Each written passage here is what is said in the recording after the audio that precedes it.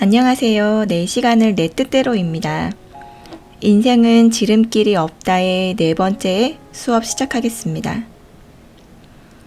인생은 지름길이 없다. 레슨 4.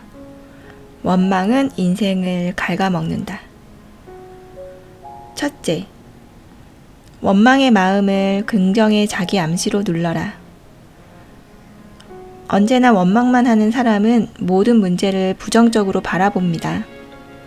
인생은 아름답지 않으며 이상은 결코 실현될 수 없다는 생각에 자연스럽게 부정적 감정이 생겨납니다. 그래서 원망하지 않는다는 것은 자기 암시를 통해 부정적 심리를 긍정적으로 바꾸는 것입니다. 한 청년이 하버드를 졸업하고도 인생이 풀리지 않아 자신감을 잃었다. 그는 뉴욕의 유명한 심리학자 조셉 머피를 찾아갔다. 머피는 청년에게 암시 방법을 알려주었다. 무한한 지혜가 나를 인도하여 건강을 회복시킬 것이다. 내 몸과 마음이 조화를 이루어 아름다움과 사랑, 평화로움을 가져올 것이다. 올바른 행동과 신성의 의지가 내 삶을 제어할 것이다. 내 미래는 인생의 진리를 바탕으로 펼쳐질 것이다. 나의 잠재의식을 믿으며 내가 원하는 대로 모두 이루어질 것이다.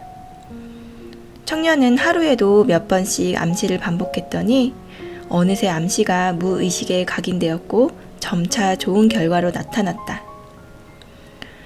긍정의 암시로 인해 청년의 인생은 예전과는 완전히 달라졌다.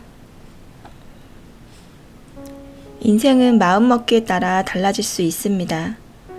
같은 사물을 대할 때에도 부정적인 면을 보는 이가 있고 긍정적인 면을 보는 이가 있습니다. 물이 반쯤 든 병을 보고 누구는 물이 반이나 남았어 하며 기뻐하고 누구는 물이 반밖에 없잖아 하며 절망합니다.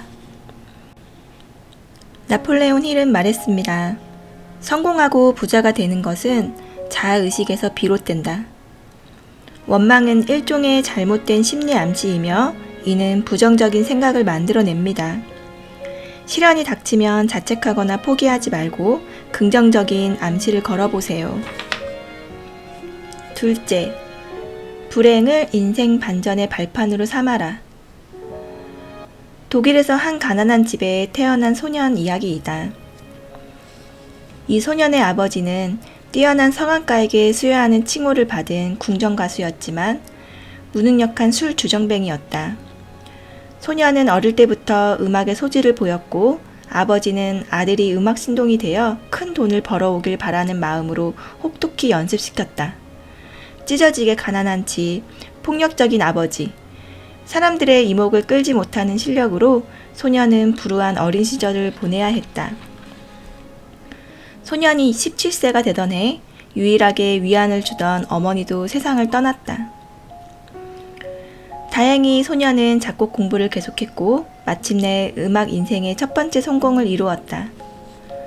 하지만 운명은 그의 길을 멀게 함으로써 다시 한번 그를 나락으로 떨어뜨렸다. 청력을 잃은 음악가의 삶이란 절망밖에 없었다. 더 이상 음악을 듣지 못하게 된 그는 하늘이 무너지는 것 같은 충격에 휩싸였지만 운명에 절대 굴복하지 않겠다고 마음먹었다. 마침내 그는 밝고 따뜻한 느낌의 교향곡 제2번을 작곡해냈다. 이 이야기의 주인공은 베토벤이다. 맹자가 말했습니다. 하늘이 장차 누군가에게 큰 일을 맡기려 할 때는 먼저 그 마음과 뜻을 흔들고 그 몸을 힘들게 하고 그 육체를 굶주리게 하고 그 생활을 공경하게 하여서 하는 일마다 어지럽힙니다. 이는 그의 마음을 두들기고 참을성을 길러 지금까지 하지 못했던 일을 잘할 수 있게 하기 위해서라고 합니다. 베토벤의 소원은 나는 세상에 아름다운 음악을 들려주고 싶다는 생각만 했습니다. 그리고 많은 선생을 만나며 세상을 이해하게 되었습니다. 아무리 가난하고 순탄치 못한 운명을 타고났어도 원망할 필요는 없습니다. 시련은 나를 강하게 하고 단련시켜 더 나은 미래를 가져다 주기 위한 과정일 뿐입니다. 역경 앞에서 자신감을 가지고 객관적으로 자신을 돌아볼 줄 아는 사람만이 인생의 장애물을 뛰어넘을 수 있습니다. 셋째, 날마다 자기 반성을 하라. 왜 항상 내가 상처받아야 하지? 무슨 일이 생길 때마다 이런 말을 입에 달고 사는 사람이 있습니다. 그런데 모든 문제는 외부의 요인과 내부의 요인의 영향으로 발생합니다. 문제가 생길 때마다 원인을 외부로 돌린다면 우리는 영원히 투덜이밖에 되지 않습니다. 사실 대부분 문제의 원인은 자기 자신에게 있습니다.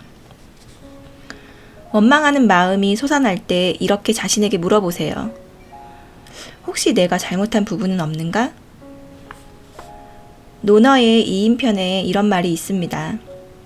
현명한 사람을 보면 그와 같이 되기를 생각하고 현명치 못한 사람을 보면 스스로 반성해야 한다. 자기 반성을 통해 자신을 돌아보고 자기 안에서 문제의 원인을 찾아보세요. 자기 반성은 하루 5분이면 충분합니다. 5분 동안 오늘 무엇을 했고 사람들과 어떤 대화를 나눴는지 생각해 봅니다. 그리고 나의 말과 행동이 타인을 곤란하게 했는지 생각해 보고 혹시 그랬다면 앞으로 비슷한 상황일 때 대응 방법을 생각해 보는 것입니다. 하나 더, 오늘 나는 최선을 다했는가? 가정에서든 직장에서든 최선을 다해 살았는지 뒤돌아보세요. 자기 반성을 하면서 자신의 부족한 부분을 보는 지혜와 자신을 냉철하게 분석하는 용기가 필요합니다. 자기 반성을 게으르지 않는 사람은 자신의 문제를 스스로 개선하기 때문에 남을 탓하거나 운명을 원망하지 않습니다. 오늘의 마무리 말 읽어드리겠습니다. 원망하는 마음을 내려놓고 성실하게 노력하면 기회는 자연스럽게 찾아올 것이다. 찰스 월그린. 감사합니다. 내 시간을 내 뜻대로였습니다.